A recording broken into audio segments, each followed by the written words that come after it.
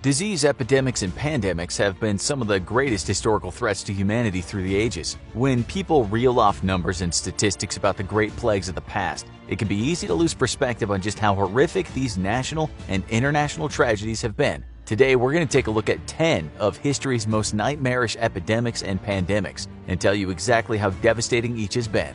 Number 10. Yellow Fever, 1694 to 1878. While it may have been a while since some of you heard about yellow fever, from the 1600s to the early 1900s, it was one of the most feared diseases on the planet. Though scientists estimate the disease is possibly over 3,000 years old, it's described by the World Health Organization as an acute viral hemorrhagic disease transmitted via mosquito bites. The key symptoms of the disease are headache, fever, nausea, vomiting, fatigue, muscle pain, and jaundice, which gives the disease its name due to the slightly yellow tint it often gives the skin of sufferers. And yellow fever is not to be messed with.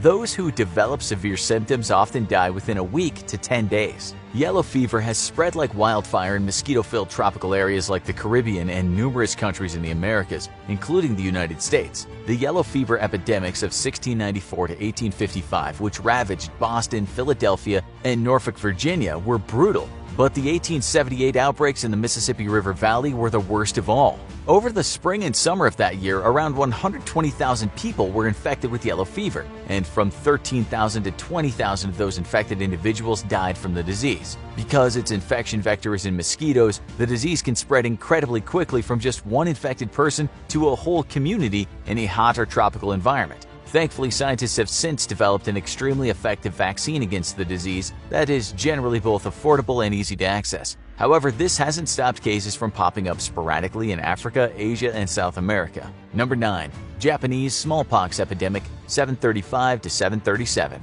Things really took a turn for the worst with the horrific Japanese smallpox epidemic of the 700s. This won't be the last time we encounter smallpox on this list, and that's because it's an extremely infectious and dangerous disease caused by the variola major virus. Smallpox causes fever, vomiting, and infectious sores and scabbing across the body that can spread the virus through contact. And it can also cause oozing pustules on the tongue and in the throat, which makes the virus spreadable through droplets in the air released by coughing. The fatality rate for smallpox at its worst is as high as a terrifying 30%. As an example of this truly scary mortality rate in action, we turn to Japan in the 8th century, starting in the northern Kyushu region in 735. By the time the viral outbreak reached its peak in 737, it's believed to have killed up to 1 million people. The prevalence and deadliness of smallpox outbreaks in Japan even made a lasting cultural scar on Japanese folklore, with the belief that the disease was caused by a demonic entity, because something this awful surely had to be supernatural in nature. Number 8. Hong Kong flu, 1968 to 1970. Back to an old favorite you're also likely to see a lot more on this list, the flu, specifically the H3N2 strain, aka the Hong Kong flu, the third influenza pandemic to occur in the 20th century. Part of the reason you so often see flus and variations of the flu in major global pandemics is that it's one of the more hardy and adaptable viruses out there. Many strains of flu, the Hong Kong flu included, undergo a process known as antigenic drift. Quick biology lesson. It's hard to fall victim to the same strain of the virus twice because the body's immune system can recognize the virus and create the proper antibodies to fight it. When a virus undergoes antigenic shift, though, it's essentially like wearing a disguise that allows it to mount a sneak attack on the body. Before your immune system knows what hit it, you're in deep trouble. That was definitely the case for the victims of the Hong Kong flu, which is believed to have mutated from an earlier strain from 1957. The disease is estimated to have killed between 1 and 4 million people worldwide in its 2 years of major activity, most of which were people over 60. Number 7. The Antonine Plague, 165 to 180. Next, an ancient plague so brutal that it's said to have aided in the collapse of the legendary Roman Empire. Also known as the Plague of Galen, named after the Greek physician who first identified it, this mysterious disease is thought to have been brought back to the Roman Empire by legionnaires who'd done tours in East Asia. The disease first manifested in Asia Minor before spreading to Greece, and then eventually to Italy itself, where it spread like wildfire in the densely populated cosmopolitan cities like Rome, killing as many as 2,000 people a day at the height of its devastation. Nobody could really understand the plague, let alone fight it. It's believed that the disease even killed 2 of the empire's rulers, Lucius Verus and Marcus Aurelius. The final death toll is believed to have been 7 to 10% of the Roman Empire, though some estimate it as high as 15%, as it spread to other European countries like Spain and further into Egypt and South Africa. And what was this mystery disease believed to be?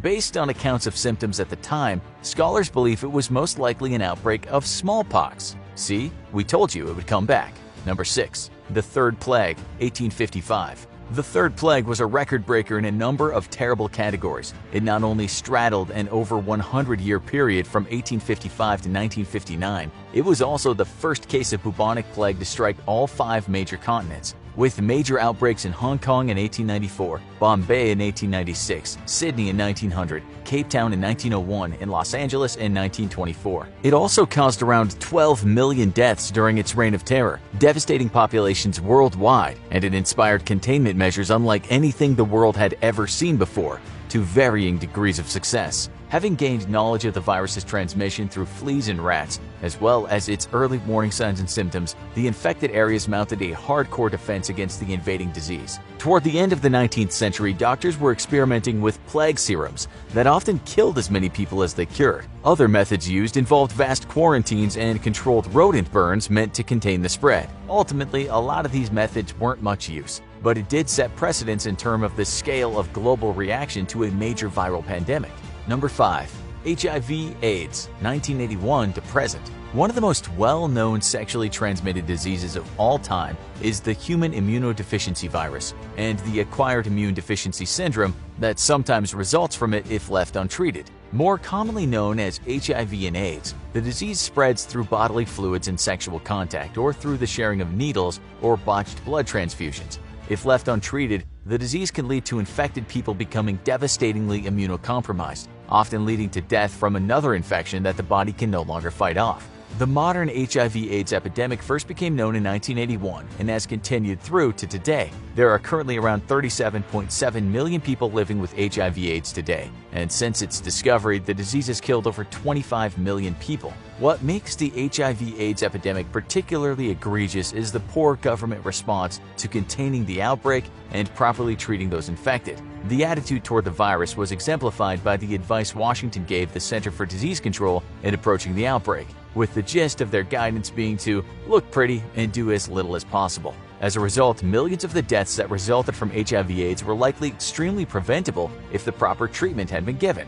Many of the people infected with HIV/AIDS, especially during the early years, were gay, African American, poor, or drug users. This is often stated as the main reason for the lax governmental response to the disease. Thankfully, in the last few decades, research into HIV/AIDS has pioneered treatments that give sufferers long and fulfilling lives in spite of their illness. Number 4. Plague of Justinian, 541 to 542.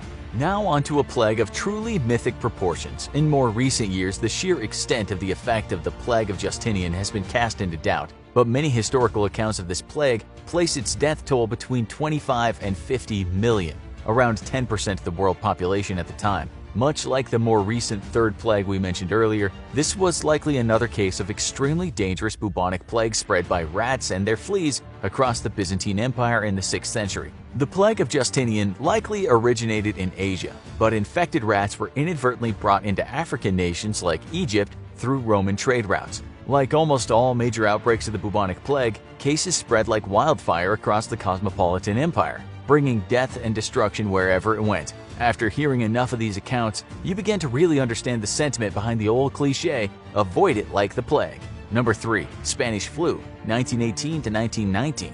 These final 3 are the deadliest pathogenic outbreaks in the history of mankind, starting with history's most dangerous case of influenza, the Spanish flu of 1918, which devastated a post-World War I world with a confirmed 40 to 50 million deaths across the globe. The disease is believed to have originated in military personnel returning from the battlegrounds of war and introducing the disease back into the civilian populations, where it went on to infect a third of the global population. While, like many flus, this disease was particularly deadly to the young and elderly, what made the Spanish flu even more horrifying was the fact that it also had an extremely high mortality rate of healthy young people aged around 25. The lack of effective flu vaccines at the time allowed the Spanish flu to sweep across the globe like the Grim Reaper, claiming the lives of tens of millions. Number 2. Smallpox, 1520. And we return to smallpox one last time for the only incident in recorded history where a virus was complicit in a man-made genocide multiple times. Until its eventual eradication through treatment and the development of vaccines, smallpox was one of the greatest threats to human life. In Europe in the 1800s, it's believed that the virus killed almost 500,000 people every year. In the late 1700s, it's believed that Native Americans were murdered by being tricked into accepting smallpox-infected blankets by the British and the Americans, accounting for almost 90% of indigenous people killed at the time. But this specific example, occurring in the year 1520, shows that smallpox being brought into South America by Spanish conquistadors may have been the final nail in the coffin of the Aztecs. After being introduced to the Aztec coastal territories by the Spanish in the mid to late 1510s, the disease spread inward until it reached the Aztec capital of Tenochtitlan in 1520. A year and 56 million deaths later, the Aztec civilization fell, leaving the territory that would later become modern Mexico up for grabs. And you better believe the conquistadors grabbed it, stepping over millions of Aztec bodies to do so. Today, the disease is making a global comeback tour, thanks to overprivileged first world soccer moms who don't believe in vaccines. And finally, number 1, the bubonic plague, aka the Black Death, 1347 to 1351. We've saved the very worst for last. When it comes to the Black Death of the 14th century, the lucky ones died quickly. The unlucky ones lived long enough to see society collapse around them as their body erupted in the large oozing buboes that gave the disease its name before the unbearable sickness and pain brought them to their end. The Black Death killed a third, and by some estimates almost half of Europe's population. In the 4-year period this disease was most active, after being carried into mainland Europe by stowaway rats with their own infected stowaway fleas on trading ships, it killed over 200 million people. The devastation of the Black Death was so horrific that it took the continent over 200 years to return to its pre-plague population, and left its mark as one of history's greatest catastrophes, killing roughly twice the number of people as World War I and II combined. So remember folks, wash your hands, and don't kiss any rats you find on